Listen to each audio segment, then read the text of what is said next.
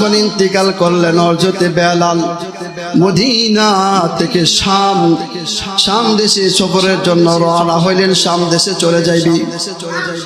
এমন সময় হযরত আবু বকর ওমর বেলালকে বলে, বেলাল কোথায় যাও?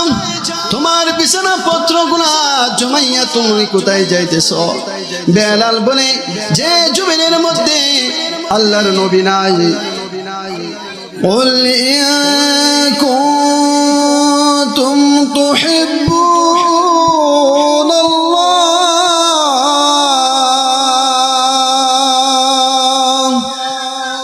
فاتبعوني يحببكم الله ويغفر لكم ذنوبكم والله غفور رحيم.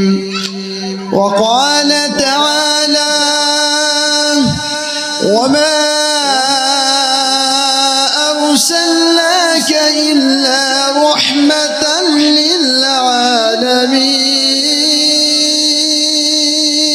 للعالمين. وقال رسول الله صلى الله عليه وسلم من أحبني كان معي في الجنة. وقال رسول الله صلى الله عليه وسلم لا يؤمن أحدكم حتى أكون أحب إليه من والده وولده والناس أجمعين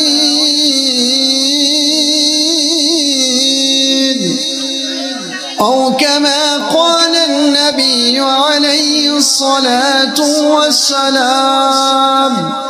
شكرا درود إبراهيم فرن. اللهم صل على محمد وعلى آل محمد كما صليت على إبراهيم وعلى آل إبراهيم إنك حميد مجيد. اللهم بارك على محمد وعلى آل محمد كما باركت على إبراهيم وعلى آل إبراهيم إنك حميد مجيد. بلغ العلا بكماله كشف الدجى بجماله حسنت جميع خصاله صلى عليه وآله. دو جہاں میں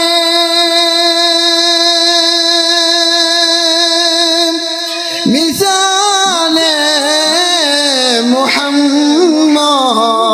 محمد جمال خدا ہے کمال محمد. بلغ العلا بكماله كشف الدجى بجماله حسنت جميع خصاله صلى عليه وآله. محمد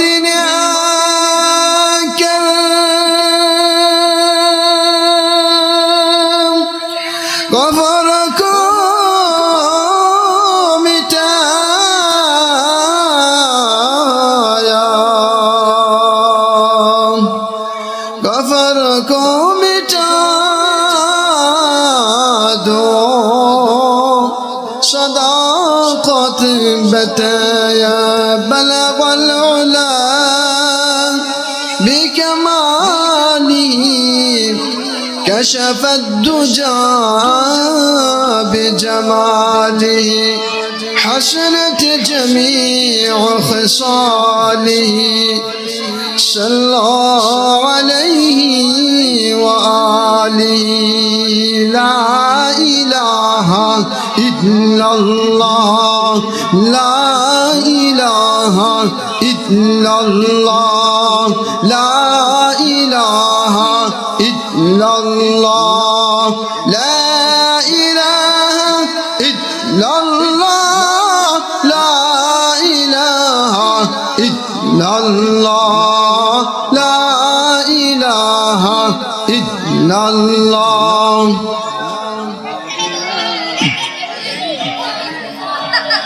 तेरे सिवा महबूब हकीकी कोई नहीं है कोई नहीं तेरे सिवा माशूक हकीकी कोई नहीं है कोई नहीं अब तू रहे बस ताज में आखिर अब तू रहे बस ताज में आखिर वर्द आई मेरे इलाहा ला इलाहा इल्लल्लाह ला इलाहा इल्लल्लाह ला इलाहा इल्लल्लाह ला इलाहा इल्लल्लाह ला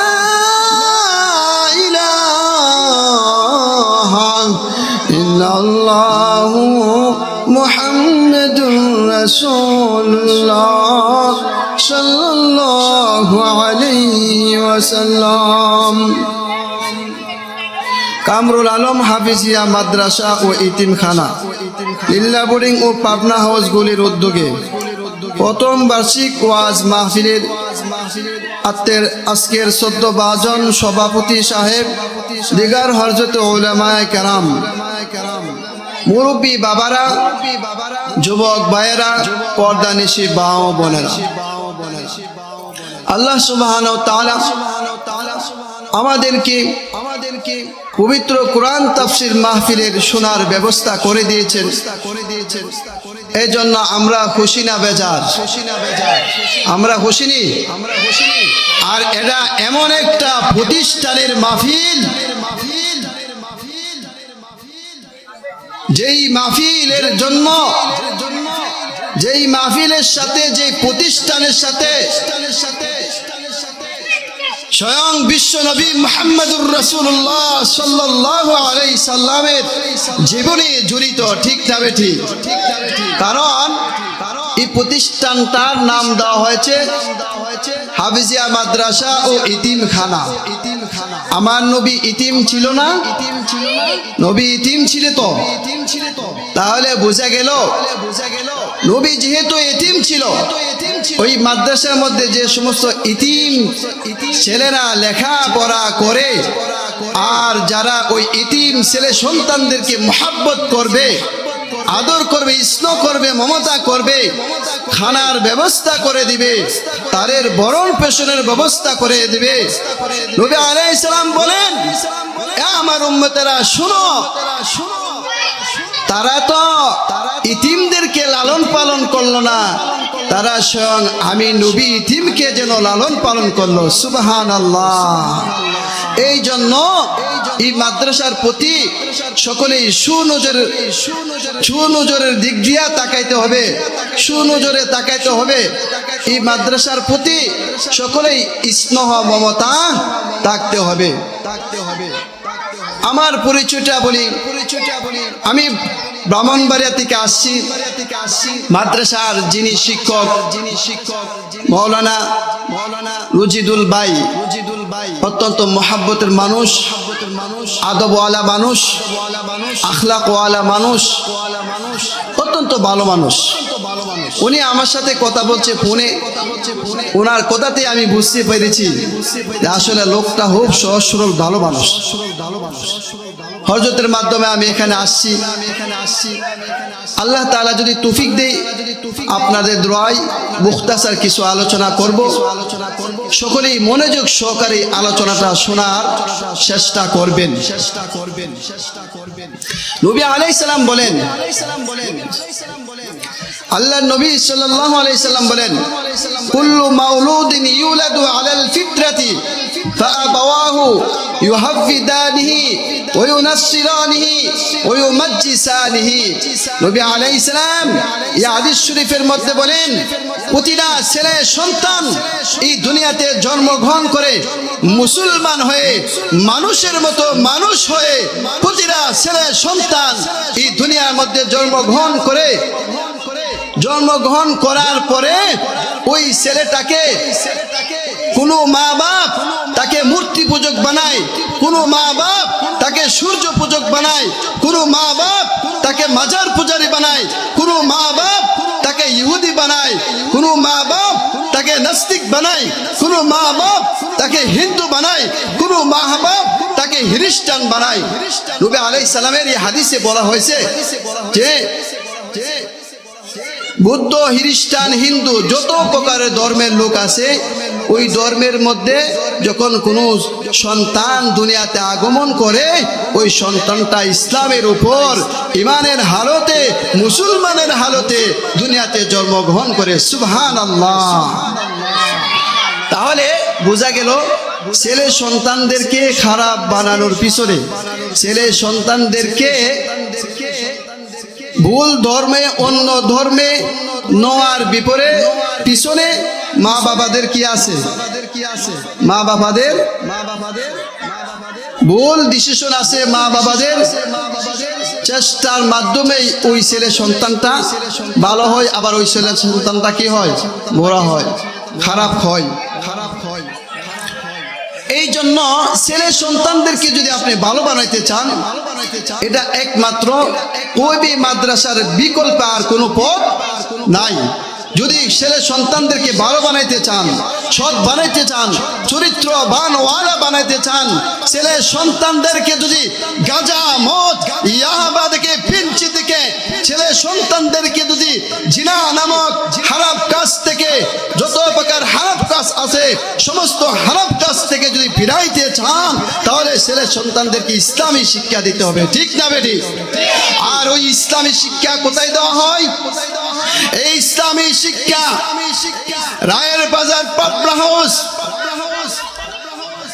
হাফিজিয়া মাদ্রাসার মধ্যে, কামরুল আলম হাফিজিয়া মাদ্রাসার মধ্যে দেওয়া হয় কিনা? কোন মাদ্রাসার ছাত্র খারোয়া প্রস্রাব করবে না, কোন মাদ্রাসার ছাত্র মাকে মারবে না, কোন মাদ্রাসার ছাত্র বাবাকে গালি দিবে না। আপনি এটা বিকল্প খোঁজেন। দেখেন অন্য অন্য প্রতিষ্ঠানে যত শিক্ষিত হোক না কেন, দেখা যায় ওই শিক্ষা অর্জন কইরো মা বাবাকে কষ্ট দেয় কিনা? দেয় না? এই জন্য কোন ছেলে সন্তানকে যদি আদর্শবান সন্তান বানাইতে চান, তাহলে ইসলামের শিক্ষা ছাড়া বিকল্প কোনো রাস্তা নাই। আর এই ইসলামের শিক্ষাকে দমানোর জন্য, ইসলামের শিক্ষাকে ধ্বংস করার জন্য কিছু নাস্তিক উপরে পড়ে লেগেছে। যেমন গত কয়েক মাস আগের কথা বলি, শিক্ষার যে একটা অঙ্গন আছে, এই অঙ্গনটাকে কি করেছে আপনারা চিন্তা করছেন? শিক্ষার অঙ্গনের মধ্যে আমাদের মা বাবাদের নিজেদের অঙ্গ প্রত্যঙ্গ কিভাবে পরিবর্তন হয়, ওই সমস্ত শিক্ষা, ওই সমস্ত কথা, ওই সমস্ত হারাপ কথাগুলা বইয়ের মধ্যে ঢুকাই দিচ্ছে। কেন ঢুকাইছে? আমাদের ছেলে সন্তানগুলাকে নষ্ট করার জন্য। এই জন্য বাবাদেরকে বলবো, ভালো আদর্শবান সন্তান বানাইতে চাইলে আপনাদের ছেলে সন্তানদেরকে এই কামরুল আলম হাফিজিয়া মাদ্রাসার মধ্যে দিয়া দিবেন তো? দিবেন তো? এই মাদ্রাসার মধ্যে দিবেন। দিলে এই মাদ্রাসা পড়ে এক একটা আব্দুল কাদের জিলানীর মতো ওলি হয়ে, জুনায়েদ বাগদাদির মতো ওলি হয়ে এই মাদ্রাসা থেকে বের হবে। তারা শেষ সাথে তাহাজ্জুদ পড়ে না, শেষ সাথে তাহাজ্জুদ পড়ে না। কোন মাদ্রাসা ছাত্র নামাজ কাজা আছে? কাজা নাই। আমার আপনার কত নামাজ ছুটে যায়, কিন্তু মাদ্রাসা ছাত্রের নামাজ চটে না। হাদিস, প্রথমে যে হাদিস পড়েছিলাম, কুল্লু মাউলুদিন ইউলাদু আলাল ফিতরাতি ফাআবাওয়াহু ইউহাফিদানিহি ওয়া ইউনাসসিরানিহি ওয়া ইউমাজ্জিসানিহি। এই হাদিসের আলোকে একটা ঘটনা বলবো। হাদিস শরীফের মধ্যে এই হাদিস দ্বারা বোঝা যায় প্রতিটা ছেলে সন্তানের প্রথম মাদ্রাসা, প্রথম বিদ্যালয়, প্রথম মক্তব হচ্ছে তার ঘর। কোথায়? আমার সাথে কথা বলেন। প্রতিটা ছেলে সন্তানের সর্বপ্রথম মক্তব, সর্বপ্রথম বিদ্যালয় কোনটা? ঘর। আর তার শিক্ষক হচ্ছে তার মা বাবা। শিক্ষককে মা বাবা। ছেলে সন্তানরা কোমল, ছেলে সন্তান শুরু থাকতে তার ব্রেনগুলো একদম পিওর থাকে। মা বাবা যখন সত্য কথা বলে, ছেলে সন্তান সত্য কথা বলে। মা বাবা যখন মিথ্যা কথা বলে, ছেলে সন্তান মিথ্যা কথা বলে। করিম কাকা গিয়া, করিম কাকা একবার গিয়া বলতেছে, কেউ মুসা কাকা, মুসা কাকার বউরে কইতাছে যে মুসা কা বাইতাছি নি, করিম কা গিয়া কইছি। ওনার কাছে টেয়া পাওনা আর কি। অন মুসা কা কিন্তু গরু শুয়ে লইছে। বউয়ে কইতাছে না বাইত নাই তো, গরু নাই।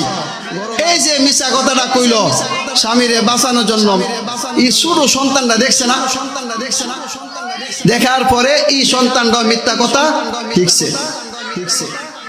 আর মা বাবা যদি সত্য কথা বলে, তাহলে ছেলে সন্তান কি বলবে? সত্য কথা বলবে। যেমন হযরত আব্দুল কাদের জিলানী রহমাতুল্লাহ আলাইহির নাম শুনছেন? আব্দুল কাদের জিলানী রহমাতুল্লাহ আলাইহির নাম শুনছেন? হযরত আব্দুল কাদের জিলানী রহমাতুল্লাহ আলাইহি নাবালেগ থাকতে ওনার আব্বা মারা যায়। মা ডিসিশন নিল ইসলামী শিক্ষা দিবে, হক্কানি আলেম বানাবে, আল্লাহ ওয়ালা বানাবে, কোরআনের শিক্ষা দিবে, হাদিসের শিক্ষা দিবে। হযরত আব্দুল কাদের জিলানী রাহমাতুল্লাহ আলাইহির মা ডিসিশন নিলেন, আমার সন্তানকে মানুষ করতে হলে এই খারাপ সমাজে আমার সন্তানকে মানুষ বানাইতে পারবো না, আমার সন্তানকে গ্রাম থেকে শহরের মধ্যে পাঠাইতে হবে।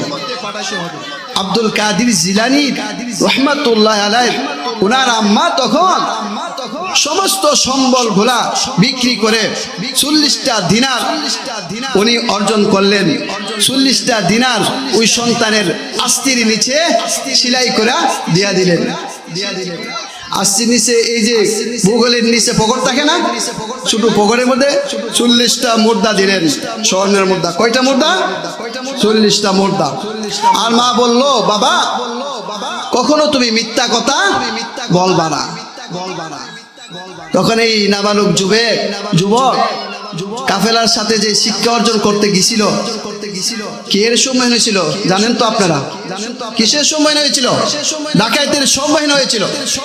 ডাকাতরা সবার থেকে, সফর সঙ্গী সবার থেকে টাকা পয়সা লুটতারাজ করে নিয়ে সন্তানকে, ছোট বালককে বলল, এই বালক তোমার কাছে কি আছে?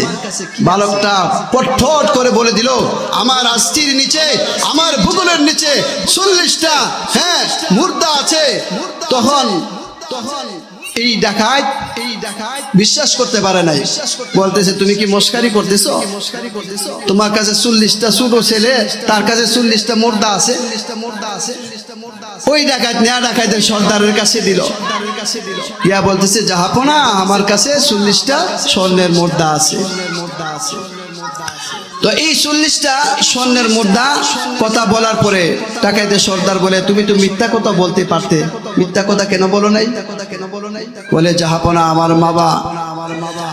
মা আমি যখন বাড়ি থেকে রওনা হই আলমে দ্বীন শিক্ষা করার জন্য, আমার মা তখন 40টা দিনার 40টা মুদ্রা ওই বগলের নিচে সেলাই করিয়া আমার মা আমাকে শিক্ষা অর্জন করার জন্য পাঠাইলো। মা বলল, বাবা কখনো তুমি মিথ্যা কথা বলবে না। যতই বিপদ আসুক, যতই মুসিবত আসুক, যত বিপদ মুসিবত আসুক না কেন, কখনো মিথ্যা কথা বলবে না। জাহাপনা আমার মা না করেছে মিথ্যা কথা বলতে, এই জন্য আজকের কঠিন মুসিবতের দিনও আমি মিথ্যা কথা বলি নাই। আমার কাছে 40টা দিনার আছে, আপনারা এই 40টা দিনার নিয়ে যান, বলেন সুবহানাল্লাহ। এই কথা বলার পরে হেদায়েতের মালিক কে? আল্লাহ। হেদায়েতের আলো, হেদায়েতের নূর দায়েতের সর্দারের কলবের মধ্যে আল্লাহ তাআলা ঢেলে দিল। দায়েতের সর্দার ভাবতে লাগলো, নাবালক একটা শিশু মিথ্যা কথা বলে নাই, সত্য কথা বলেছে, তার মার কথা পালন করেছে, আল্লাহকে ভয় করছে। ডাকাতের সর্দার তখন তওবা করে ডাকাতের রাস্তা ছেড়ে, চুরি ডাকাতি লম্পটির পথ ছেড়ে তখন ডাকাতের সর্দার তওবা করে ভালো হয়ে গেছে। সুবহানাল্লাহ।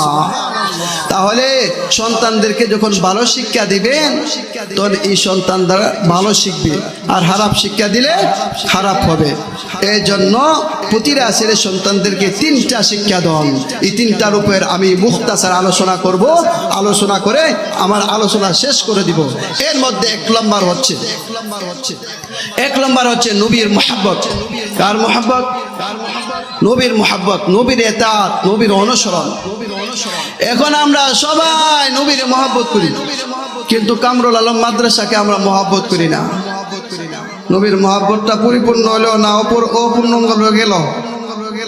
নবীর মুহাব্বতটা পরিপূর্ণ হলো না অপূর্ণাঙ্গ হয়ে গেল? কারণ এটা তো নবীর বাগান। নবীর বাগান না? এটাকে মুহাব্বত করলে নবীকে মুহাব্বত করা হবে, আর নবীকে মুহাব্বত করলে আল্লাহ তাআলাকে মুহাব্বত করা হবে। সুবহানাল্লাহ। আল্লাহ বলেন, কুল ইন কুনতুম তুহিব্বুনাল্লাহ ফাত্তাবিউনি ইউহিব্বুকুমুল্লাহু ওয়া ইয়াগফির লাকুম যুনুবাকুম ওয়াল্লাহু গফুরুর রহিম। আল্লাহ তাআলা পবিত্র কোরআনের মধ্যে বলতেছেন, হে আমার বান্দারা, তোমরা আমার নবীকে ভালোবাসো, আর আমার নবীকে ভালোবাসলে তোমরা আমাকে পাইবা, আমার ভালোবাসা হবে। সুবহানাল্লাহ। এজন্য নবীকে ভালোবাসতে হবে। নবীকে ভালোবাসলে কামরুল আলম মাদ্রাসাকে মহব্বত করতে হবে, ওই মাদ্রাসাকে আপনার ভালোবাসতে হবে। মাদ্রাসাকে যদি ভালো না বাসেন তাহলে আপনার নবীর ভালোবাসা অপূর্ণাঙ্গ হয়ে গেল। ঠিক না বেঠিক? মাদ্রাসাকে ভালোবাসতে হবে তো কেমন মহব্বত করতে হবে? নিজের জানের বিনিময়ে, নিজের একবেলা না খেয়ে টাকাটা এই মাদ্রাসার মধ্যে যদি দিতে পারেন তাহলে আপনি রাসূলুল্লাহর আশিক হবেন, আপনি পূর্ণাঙ্গ নবীর মহব্বত দাবিদার হতে পারবেন। নবী আলাইহিস সালামকে সাহাবায়ে কেরামরা এমন ভাবে মহব্বত করত, এই দ্বীনের জন্য, কোরআনের জন্য, মাদ্রাসার জন্য, হাদিসের জন্য, সৎ কাজের জন্য, সাহাবায়ে কেরামরা এইরকম ভাবে মহব্বত করছে, তাদের জীবন বিলে দিও তারা এই দ্বীন প্রচার করছে। হযরত বেলালের মতো সাহাবী কত কষ্ট না করছে। হযরত বেলালকে উমাইয়া ইবনে খালফ এই দ্বীনের জন্য, এক কালিমার জন্য, কোরআনের দাওয়াতের জন্য হযরত বেলালকে উমাইয়া ইবনে খালফ কি পরিপূর্ণ কষ্ট দিত। হযরত বেলালকে উত্তপ্ত বালুর মধ্যে শোয়ায় হযরত বেলালকে কষ্ট দিত, রাতের বেলা চাবুক মারতো, একবার আবু জাহেল পিটত, আবার উমাইয়া ইবনে খালফ পিটত, একের পর এক হযরত বেলালকে এইভাবে মারতে থাকতো। লাশ পর্যায়ে হযরত বেলালকে হযরত আবু বকর সিদ্দিক রাদিয়াল্লাহু তাআলা আনহু তাকে খরিদ করে তাকে আজাদ করে দিলেন। সুবহানাল্লাহ, সুবহানাল্লাহ। বেলাল এত কষ্ট করছে, এত পরিশ্রম করছে এই দিনের জন্য, রাহমাতাল লিল আলামিনকে কি মোহাব্বত করছে। আমি বলতেছিলাম আপনার সন্তানকে, আপনার মেয়েকে, আপনার আহালকে, আপনার পরিবারকে তিনটা জিনিস শিক্ষা দিবেন। এর মধ্যে 1 নম্বর শিক্ষা হচ্ছে নবীর মোহাব্বত, নবীর আদর্শ, নবীর আনুগত্য। নবীর আনুগত্য যদি শিক্ষা দিতে পারেন, নবী আলাইহিস সালাম বলেন, কি বলেন নবী আলাইহিস সালাম বলেন, মান কানা, হ্যাঁ আল্লাহ নবী সাল্লাল্লাহু আলাইহি সাল্লাম বলেন, মান হাব্বানি কানা মাই ফিল জান্নাহ, যারা আমি নবীকে মোহাব্বত করবে তারা আমি নবীর সাথে জান্নাতে থাকবে। সুবহানাল্লাহ। ইসলামের সর্বপ্রথম মুয়াজ্জিন হযরত বিলাল রাদিয়াল্লাহু তাআলা আনহু, আল্লাহ নবী সাল্লাল্লাহু আলাইহি সাল্লাম যখন ইন্তিকাল করলেন, হযরত বিলাল মদিনা থেকে শাম দেশে সফরের জন্য রওনা হইলেন, শাম দেশে চলে যাইবি। এমন সময় হযরত আবু বকর ওমর বিলালকে বলে, হে বিলাল কোথায় যাও, তোমার বিছানা পত্রগুলা জমাইয়া তুমি কোথায় যাইতেছ? বিলাল বলে, যে জমিনের মধ্যে আল্লাহর নবী নাই, যে জমিনের মধ্যে আল্লাহর নবী নাই, ওই জমিনে ওই মদিনায় আমি বেলাল থাকতে পারবো না। বেলাল মদিনা থেকে শাম দেশে রওনা হয়ে গেলেন। নবীর কষ্টের কারণে, নবীর মহব্বতের কারণে, নবী মরার পরে বেলালের অন্তরে যে কষ্ট জাগছিল, ওই কষ্ট নিয়েও যদি বেলাল মদিনাতে আর দেখে নাই, বেলায় শাম দেশে চলে যায়। শাম দেশে চলে যাওয়ার পরে হযরত আবু বকর মরার পরে আবার হযরত ওমর যখন প্রধান হলেন, রাষ্ট্রীয় প্রধান হলেন, তখন হযরত ওমর পত্র লিখলেন হযরত বেলালের কাছে। আসলে আলোচনাটা আমার 45 মিনিট ছিল, হুজুর আয়সা পড়ছে, হুজুরে বসে যাইব। তবে আপনাদের কাছে আমার একটা আবদার থাকবে, ওই মাদ্রাসাকে আপনারা মহব্বত করবেন। আর কামরুল আলম মাদ্রাসার যিনি প্রতিষ্ঠাতা কামরুল ভাই, উনি নওজোয়ান যুবক, এই জন্য যুবকদেরকে বলি আপনারা দিনের কাজের মধ্যে সব সময় আগে থাকবেন। কারণ নবী আলাইহিস সালাম দিনের জন্য যত যুদ্ধ করেছেন, নবী আলাইহিস সালাম তাগুতের বিরুদ্ধে যত যুদ্ধ করেছেন, নবী আলাইহিস সালাম দ্বীন প্রচার করতে যত যুদ্ধ করেছেন, সমস্ত যুদ্ধের মধ্যে যারা অংশগ্রহণ করেছিলেন সবাই ছিলেন নওজোয়ান যুবক, ঠিক না বেঠিক? এই জন্য এই কামরুল ভাইকে দেখে আমার অত্যন্ত ভালো লাগছে। উনি একজন নওজোয়ান হয়ে এই বয়সে মানুষ মদের আসরে ডুবে থাকে, এই বয়সে মানুষ খারাপ অপকর্ম কাজের মধ্যে লিপ্ত থাকে, এমন নওজোয়ান ভাই একটা ইতিমখানা মাদ্রাসার প্রতিষ্ঠাতা। আমার ওনাকে দেখে আমার এমন একটা আনন্দ লাগছে, আমার অন্তরটা ভরে গেছে। এই জন্য ভাইদেরকে বলবো, যুবক ভাইদেরকে আজকে এই মাহফিলে বলে যাব, আপনারা এই ইতিম মাদ্রাসার লগে জড়িত থাকবেন, দিনের কাজের লগে জড়িত থাকবেন, সমস্ত হারাম কাজ থেকে আপনারা দূরে থাকবেন। আপনাদেরকে এই কথাটাই বলবো। আমার প্রথম কথাটা ছিল নবীর মহব্বত, 2 নম্বর কথা হচ্ছে কোরআনের মহব্বত, 3 নম্বর কথা হচ্ছে আহলিয়ার মহব্বত, পরিবার, নিজের আব্বা আম্মার মহব্বত। নিজের আব্বা আম্মার মহব্বত এখন নাই, বাপ চাচার মহব্বত নাই। বাবা চাচার লগে সমস্যা হইলে তখন ফুতেরে না করে, তোর কাহার লগে আমার সমস্যা, তুই কিন্তু তোর কাহার লগে কথা কইস না। বাপ চাচা যদি ঝগড়া পাচা তুই সন্তানকে এই কুশিক্ষা দিতে নাই। আপনার বংশীয় যে মহব্বত আছে, পরিবারের যে মহব্বত আছে, আত্মীয়র যে মহব্বত আছে, এই মহব্বত ছেলে সন্তানদের মধ্যে আপনারা পয়দা করে দিবেন। আশা করি 3টা শিক্ষা যদি দিতে পারেন তাহলে আপনাদের ছেলে সন্তানগুলা আদর্শ শিক্ষায় শিক্ষিত হয়ে এই সমাজের আদর্শবান ছেলে হিসাবে গঠিত হবে। আল্লাহ সুবহানাহু ওয়া তাআলা আমাকে এবং আপনাদেরকে সমস্ত আলোচনা আমার তৌফিক দান করুক। ওয়া আখিরু দাওয়ানা আলহামদুলিল্লাহি আলামিন। আসসালামু আলাইকুম রাহমাতুল্লাহি ওয়া বারাকাতুহু। আলহামদুলিল্লাহ।